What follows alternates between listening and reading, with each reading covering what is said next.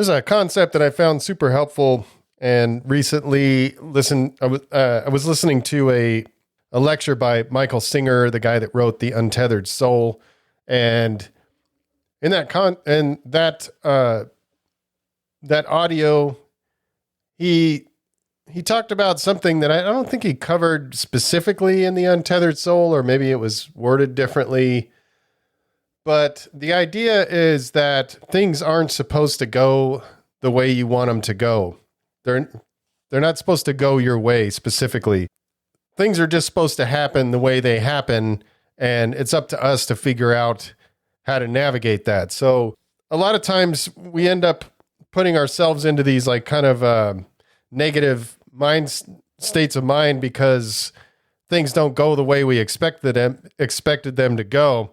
And I think a lot of it is our ego, thinking things are supposed to sort of go our way. And that's just, that's very unrealistic. I mean, it's kind of nice when they do go our way, but the way he was talking about things it was, I kind of saw some parallels to Stoic philosophy. So in a way you could kind of see it the same way as like, the dichotomy of control. You can't really control the outcomes. So putting a lot of your energy onto things not, the outcomes not going the way you wanted them to go is kind of wasted. So I could see that being similar to Stoic philosophy, but at the same time, like when things don't go my way or something's disappointing, I find it hard to actually put that in practice, and another thing he talked about in Untethered Soul is like to not hang on to things. So, if something doesn't go the way you want it to, a lot of times, you'll start going over things in your head, like maybe a conversation didn't go the way you wanted it, or you didn't get put on a project you wanted to get on, or, any number of things, things that they don't go the way you were hoping. And so a few different ways of looking at it, the Stoic philosophy way, that outcome was out of my control, so I'm not going to put a lot of energy into it. Or another way he talked about it in The Untethered Soul is like you constantly have all this shit that you see and experience all throughout life, and it just sort of passes through. So an example that he said is like when you're driving down the freeway, you're seeing thousands of cars, you're seeing trees and buildings and houses and all that stuff. And that information just comes in and goes out and then it's gone. You don't hang on to it. But then if you see something like maybe you had a bad relationship with somebody and they drove a certain kind of car and you pass that car, and then that brings that into your awareness. And then you start feeling some kind of negative feelings or things of that nature. And so even though all those cars and buildings and all that shit passed through, that one stuck. And so when you have a situation that doesn't go the way you were hoping, the concept there is like, it'll come in, it'll make you feel a negative way. And then the idea is that, you do whatever, you experience that feeling for however long you need to, but you don't hang on to it. You just sort of let it go. But that's also, for me, it's a difficult concept, so I can remember a lot of times when I tried to put that into practice and I'm like, okay, I just need to let this go. But like, what does that actually mean? It's kind of hard to, I don't know. It's just kind of hard to, like, how do you do it? And the same thing is like, how do you just decide to not put energy into something that's beyond your control? It's difficult.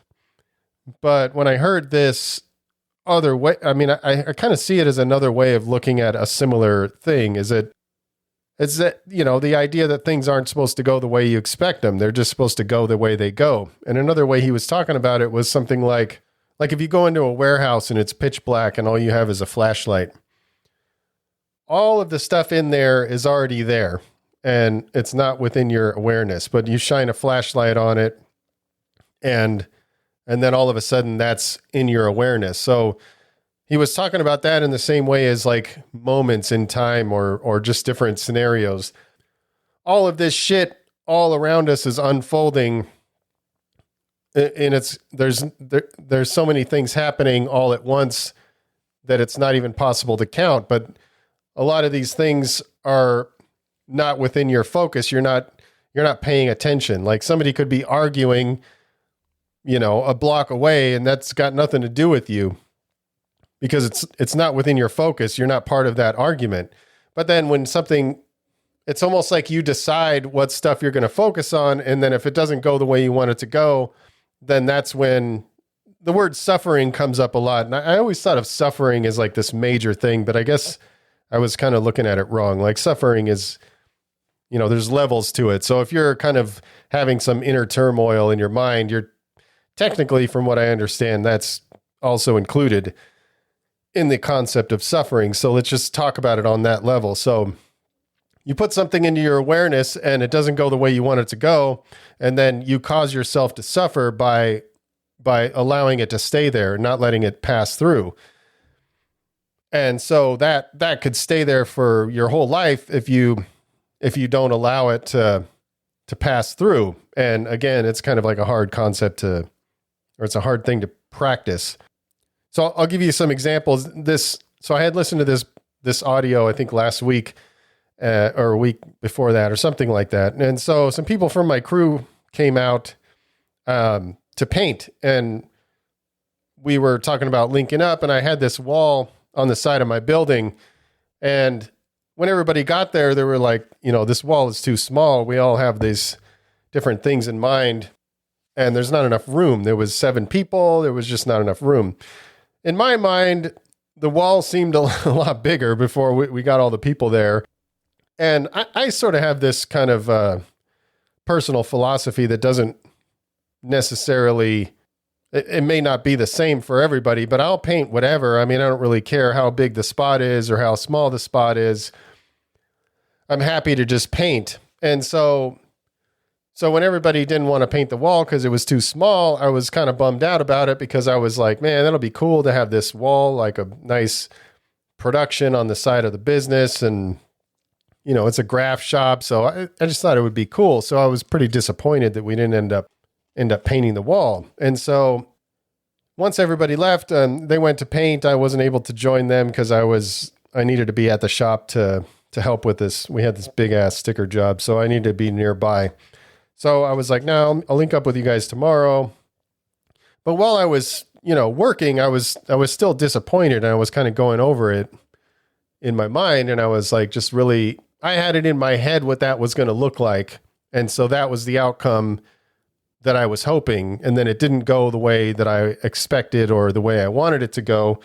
So then I was causing myself to kind of go over that. And at first I was like thinking about Stoic philosophy, and I was like, this is out of my control. My own personal philosophy doesn't line up with everybody. And like they had things that they wanted to do. So it's, I'm not upset at them for not wanting to do it. I was just mainly disappointed that it didn't get done. But it's like they all had these things in their minds that they wanted to do, and that's their time. Their time is the most valuable commodity anyone has is their time. So if they had a certain way that they wanted to spend their time, then that's how they should do it. And if this wall is not going to accommodate that, then they need to go and find one that will. Makes perfect sense. But at the same time, we hang on to things. And so I was thinking about it from the Stoic philosophy kind of angle, and it wasn't really causing me to stop thinking about it. And then I remembered the untethered soul, and I was like, yeah, these are the kind of things, like this isn't a major thing. Like there was no arguments or no like hurt feelings or anything. It was just kind of like a minor thing, but this was what got me thinking. But I'll come up with some other examples as we go on. But so I was like, okay, I'm disappointed that we didn't paint the wall, but just let it pass through, like Michael Singer says. And that wasn't really working. But then it dawned on me that this concept that I heard in the lecture series thing that he put out, and it was like, things aren't supposed to go the way you want them to go. They're supposed to go the way they go. And you have the choice to process that in any way you want. I don't necessarily want to be disappointed. I just want to be cool with it. And so once I thought about it on that level, I was like, man, that made it way easier. And, in retrospect, when I'm talking about this, I'm like, it was such a minor thing. Like, I don't want to make it sound like I was just sitting there all pissed about this, because that's not really what it was. And the only reason I'm talking about this is because this is the first one that I put into practice, and it was very helpful. So, and I've since used it even more, and I've been finding it especially helpful. So even the next day, I had another minor thing that I was able to practice it with again, and it was another painting thing. So I was meeting up with the crew in an alley in Vegas, and so I have this piece in my head of what I wanted to do, and so I got up early in the morning and made sure I got all this stuff done so that I could free up some time to be able to paint and be able to get my work done and all that stuff. So I put all this stuff into motion.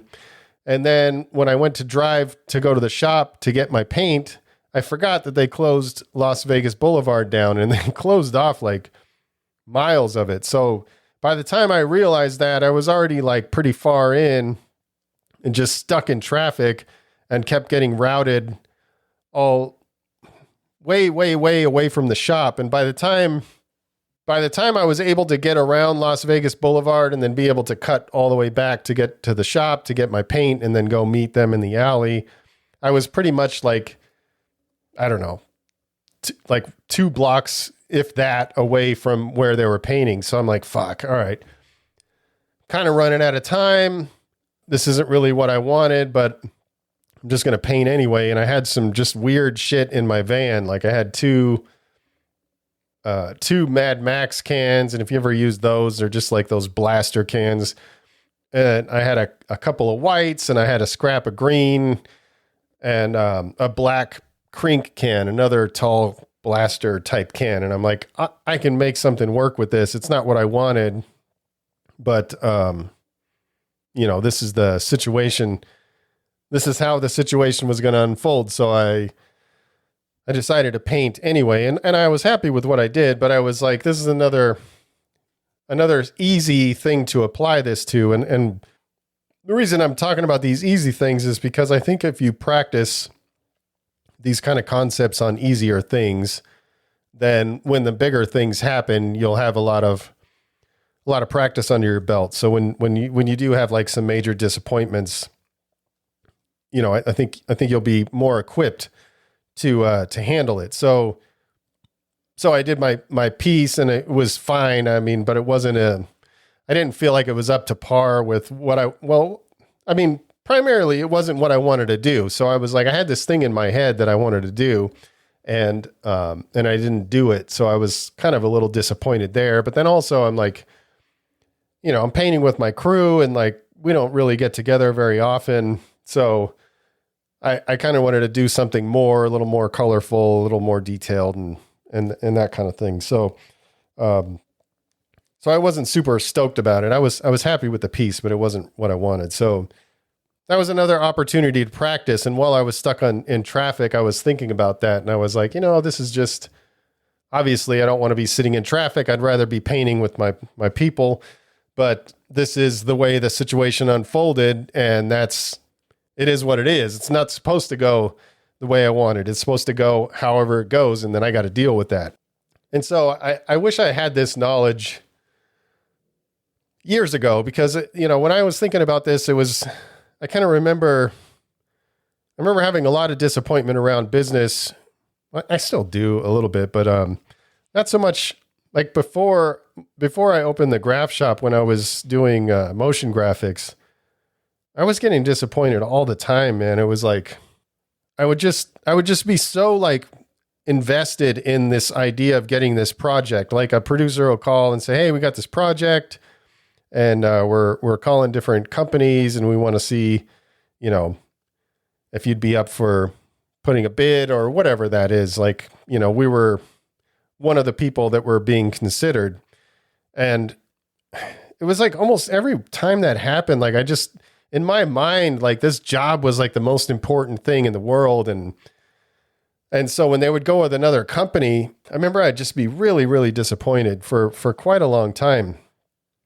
And I can remember one in general. It was like, we were a small operation and we had a small office and there was only a couple of us in the office. We had like a render farm with a bunch of computers to render shit. And then everybody else was remote. So we didn't have to have a big fancy space, And so this is the only time this ever happened where the company was like, if you're willing to put in some samples of what you think you would do, that's not the first time that ever happened. The first time that somebody actually came to the facility to check it out, that's only one time it ever happened. But people ask for that shit all the time. And that was another, people would ask for you to basically do some design work for free, and then they would decide who to hire for the job, and that they call that spec work. So you do it on spec, like, hey,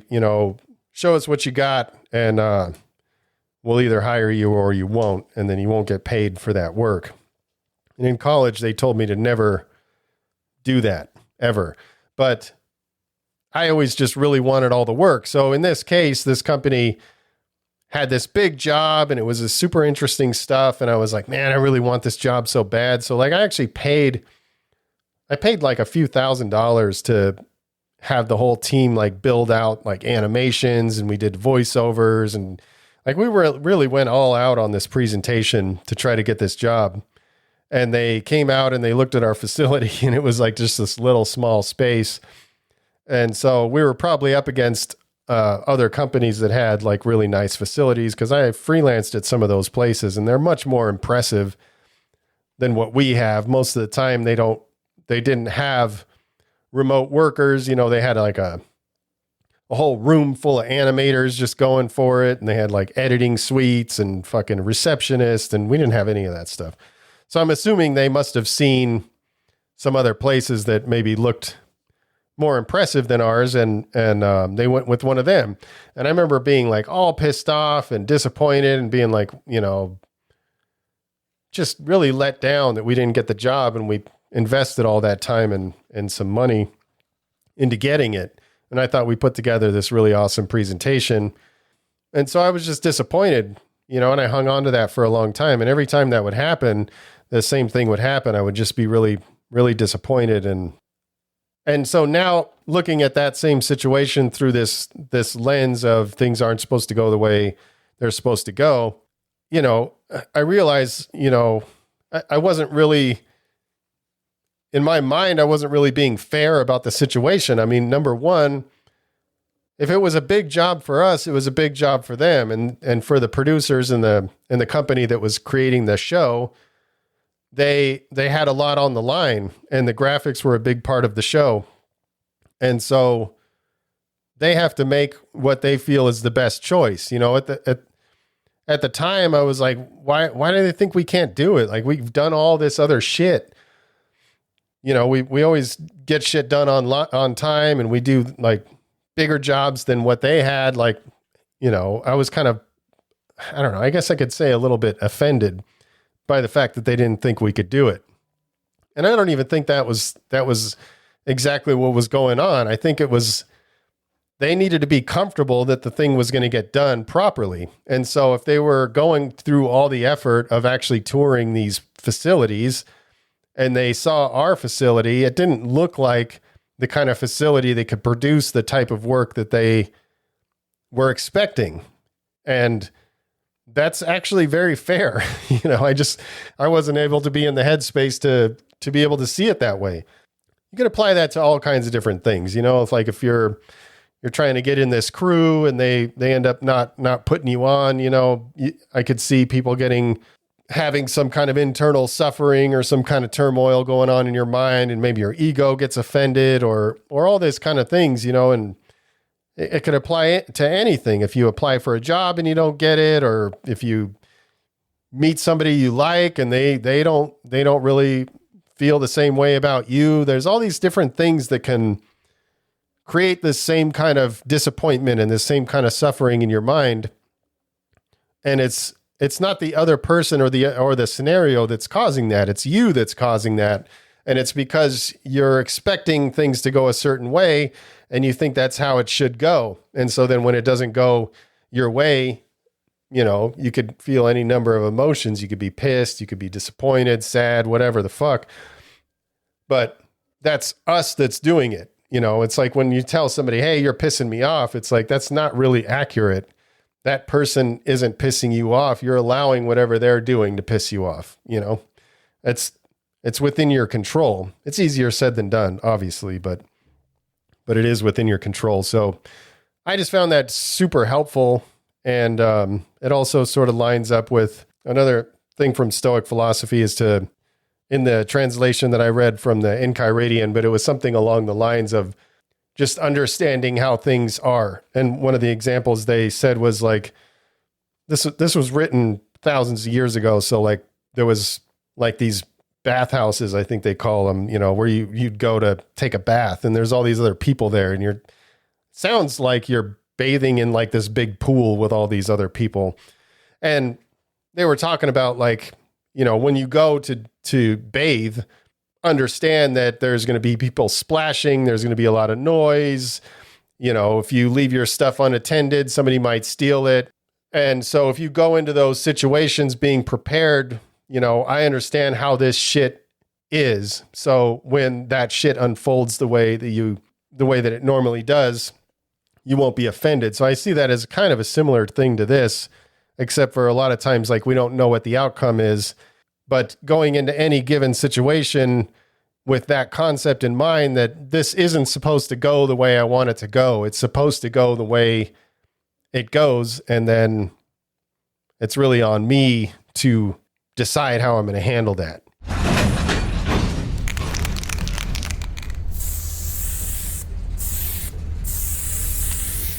All right. Appreciate each and every one of you guys who are supporting the cause and continue to spread the love. And stay up.